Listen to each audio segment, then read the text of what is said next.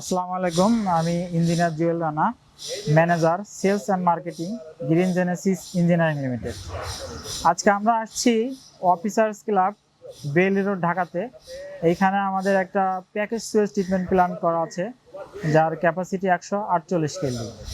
আমি এবং ইঞ্জিনিয়ার আব্দুল করিম সাজু মিলে আলোচনা করব প্যাকেজে এসটিপি কেন দরকার, এর সুবিধাগুলো কি কি এবং এর প্রসেসগুলো সম্পর্কে।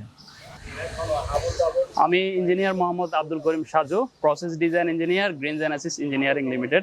এখন আমি কথা বলবো প্যাকেজ এসটিপি কেন প্রয়োজন। প্যাকেজ এসটিপি প্রয়োজন হচ্ছে এনভায়রনমেন্টাল পলিউশন, গভর্নমেন্ট কমপ্লায়েন্স এবং হচ্ছে ওয়াটার ইউজের ক্ষেত্রে। এখন আমি কথা বলবো প্যাকেজ সুয়েজ ট্রিটমেন্টের সুবিধাসমূহ নিয়ে। সিভিল ওয়ার্ক আমাদের এক্ষেত্রে অনেক কম লাগে, স্পেসটা আমাদের অল্প পরিসরে হলেই হয়। Plug and play concept, low maintenance, আমাদের এখানে মেনটেন্যান্সটা অনেক কম লাগে। আর লাস্ট যেটা সেটা হচ্ছে ফার্স্ট ইনস্টলেশন আমরা করতে পারি। এখন আমরা কথা বলবো প্যাকেজ সুয়েজ ট্রিটমেন্ট প্ল্যান্টের প্রসেসগুলো সম্পর্কে। মূলত র সুয়েজগুলো একটা কালেকশন ট্যাঙ্কে আসে। কালেকশন ট্যাঙ্কের আগে একটা বার স্কিনার থাকে। বার স্কিনারের কাজ হচ্ছে পানির মধ্যে থাকা লাস্ট যে পার্টিকেলগুলো যেন আমার প্ল্যান্টের মধ্যে না আসে। কালেকশন ট্যাঙ্ক থেকে পাম্পিংয়ের মাধ্যমে আমরা অ্যানারোবিক ট্যাঙ্কে নিয়ে যাই। অ্যানারোবিক ট্যাঙ্কে মূলত পানির মধ্যে থাকা যে অ্যামোনিয়া আছে, অ্যামোনিয়াকে ভেঙে নাইট্রেট অথবা নাইট্রোজেনে রূপান্তর করে।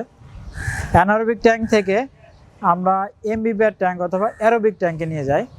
অ্যারোবিক ট্যাঙ্কে মূলত এয়ার ব্লোয়ারের মাধ্যমে এয়ার প্রোভাইড করা হয় এবং এখানে এমবিবিআর মিডিয়া হিসাবে এমবিবিআর মিডিয়া ব্যবহার করা হয়। এইখানে মূলত অর্গানিক যে লোডগুলো আছে, অর্গানিক লোডগুলো রিডিউস করে। অর্গানিক লোড বলতে বিওডি, সিওডি। অ্যারোবিক ট্যাঙ্ক থেকে ক্লারিফায়ার ট্যাঙ্কে আসে, ক্লারিফায়ার ট্যাঙ্ক অথবা সেটেলিং ট্যাঙ্কে আসে। সেটেলিং ট্যাঙ্কে মূলত কিছু সিলাজ এখানে চলে আসে পানির সাথে। এই সিলাজগুলো এখানে সেটেল হয়।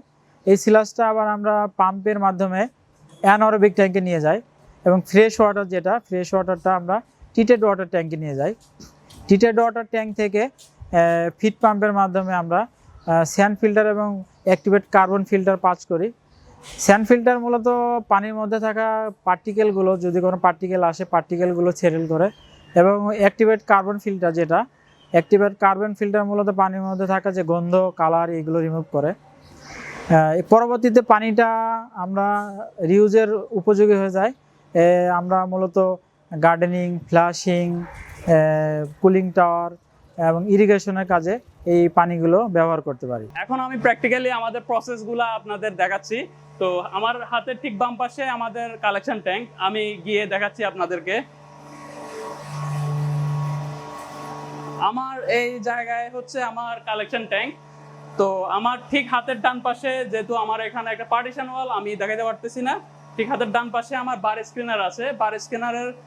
বার স্ক্রিনারের কাজ হচ্ছে সলিড যে বড় পার্টিকেলগুলো সেগুলো আলাদা করে আমাদের এখানে কালেকশন ট্যাঙ্কে আমরা পানিগুলো নিয়ে আসি। এরপরে হচ্ছে আমাদের এই কালেকশন ট্যাঙ্ক থেকে আমরা হচ্ছে পাম্পের মাধ্যমে আমরা আমাদের যে প্যাকেজ এসটিপিটা, অ্যানারোবিক ট্যাঙ্ক আমার হাতের ঠিক বাম পাশে, ওইখানে আমরা পানিটা আমরা নিয়ে যাই। এরপর হচ্ছে আমি আপনাদের দেখাচ্ছি আমাদের পাশে। এরপর ঠিক আমার হাতের বাম পাশে আমাদের দুইটা মডিউল আছে। আমাদের এ পাশে কালেকশন ট্যাঙ্ক থেকে আমরা পাম্পিং করে আমাদের অ্যানারোবিক ট্যাঙ্কে আমরা পানিগুলো নিয়ে আসছি। এরপর অ্যানারোবিক ট্যাঙ্কে প্রসেস শেষ হওয়ার পরে আমরা এটাকে হচ্ছে আমরা এমবিবিআর ট্যাঙ্কে নিয়ে আসতেছি। তো এখানে আমরা এমবিবিআর প্রসেস করার পরে আমরা শেষ যে আমাদের ট্যাঙ্কটা আছে সেটা হচ্ছে সেডিমেন্টেশন ট্যাঙ্ক। এখানে আমরা বাকি প্রসেস করে এরপর হচ্ছে আমরা আমাদের ঠিক এই পাশটায় হচ্ছে আমাদের ট্রিটেড ওয়াটার। তো আমরা এটা হচ্ছে এই পানিটাকে হচ্ছে আমরা এখানে হচ্ছে আমরা সর্বশেষ আমাদের ট্রিটেড ওয়াটারটা এখানে আমরা নিয়ে আসি। এরপরে হচ্ছে আমার এই পাশে দেখতেছেন দুটো পাম্প, এই পাম্পের মাধ্যমে আমরা পানিটাকে হচ্ছে এই ভেসেল, স্যান্ড ভেসেল এবং হচ্ছে আমাদের এসিএফ, অ্যাক্টিভেটেড কার্বন ফিল্টার, এই ফিল্টারেশনের মাধ্যমে আমরা প্রসেসটাকে শেষ করি। এবং চাইলে আমরা রিউজ করতে পারি, বাট ওনারা এটা হচ্ছে ড্রেনেজে ছেড়ে দিচ্ছে। এ হলো আমাদের প্র্যাকটিক্যাল প্রসেসটা। ধন্যবাদ সবাইকে।